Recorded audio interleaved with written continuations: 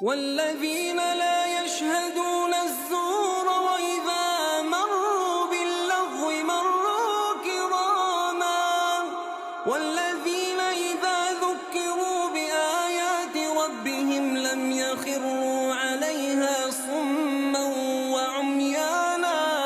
والذين يقولون ربنا هب لنا من أزواجنا وذرياتنا قرة أعين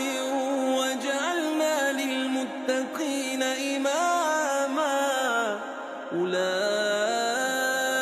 يجزون الغرفة بما صبروا ويلقون فيها تحية وسلاما خالدين فيها حسنت مستقرا ومقاما خالدين فيها حسنت